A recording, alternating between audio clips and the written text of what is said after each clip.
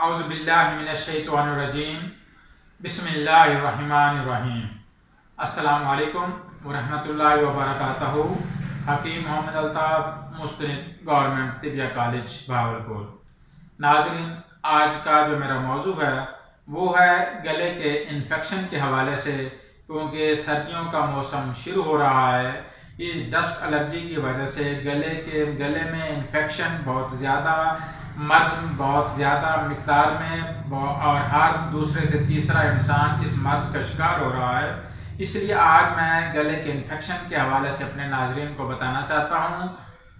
آج کل chest infection اور گلے کے انفیکشن کی وجہ سے بہت سے لوگوں کو بخار ہو رہا ہے، کھانسی ختم ہونے کا نام نہیں لے رہی۔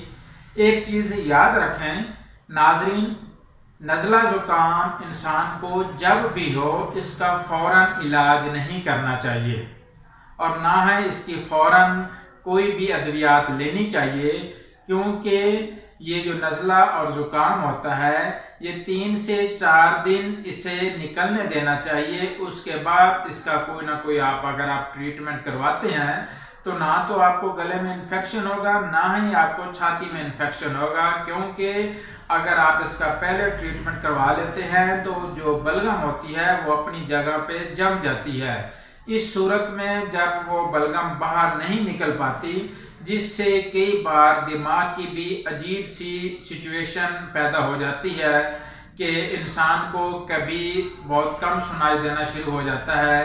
اس حوالے سے جب بھی آپ کو نزلہ زکام ہوا ہے تو اس کا فوری ٹریٹمنٹ نہ لیں۔ 2 سے 3 دن بعد آپ جو بھی میڈیسن لیں گے وہ آپ کو فوری آپ کا افاقہ محسوس ہوگا۔ آج میں آپ کو ایک قہوہ بتانا چاہ رہا ہوں۔ اس قہوے کا آپ استعمال صرف 2 سے 3 دن آپ اس قہوے کا استعمال کریں، آپ کو کسی بھی قسم کی کوئی میڈیسن کھانے کی ضرورت نہیں پڑے گی۔ آپ صرف 2 لیٹر پانی لیں، چھوٹی الائچی کے دانے لیں، آپ چھوٹی الائچی 5 عدد لیں، اس میں سے جو جتنے بھی دانے نکلتے ہیں وہ دانے نکالیں۔ آدھے یعنی کہ تقریباً 2 انچ آپ ادرک کا ٹکڑا لے لیں۔ یہ 3 چیزیں ہیں، ان کو آپ پانی میں پہلے آپ ان کو ابائل کریں، ادرک اور چھوٹی الائچی کو۔ جب یہ ابائل کرنے کے بعد جب یہ آدھا بچ جاتا ہے، یعنی کہ آپ نے 2 لیٹر پانی لیا ہے، 1 لیٹر باقی پانی آپ کے پاس بچ گیا ہے، تو آپ اس 1 لیٹر پانی میں سے 1 کپ پانی نکالیں جو کہ نیم گرم ہونا چاہیے۔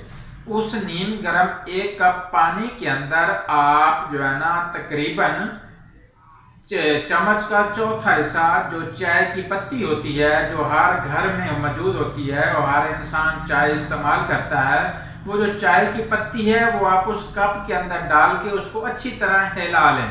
ہلانے کے بعد اسے فوری آپ چھان لیں۔ چھاننے کے بعد اگر آپ کے پاس شہد ہے تو چمچ کا چوتھا حصہ آپ اس کپ کے اندر شہد کا مکس کر کے اسے آپ جیسے انسان چائے نوش فرماتا ہے اسی حساب سے آپ اسے پی لیں۔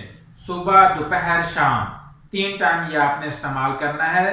پہلے دن سے ہی آپ کو افاقہ محسوس ہونا شروع ہو جائے گا، چیسٹ انفیکشن کا بھی اور گلے کے انفیکشن کا بھی پہلے دن سے ہی آپ کو انشاءاللہ افاقہ محسوس ہوگا۔ اور یہ جو چیز ہے یہ معدے کو بھی ٹھیک کرتی ہے۔ ایک چیز کا خاص خیال رکھنا چاہیے کہ میں نے چائے کی پتی بعد میں ڈالنے کا کہا ہے۔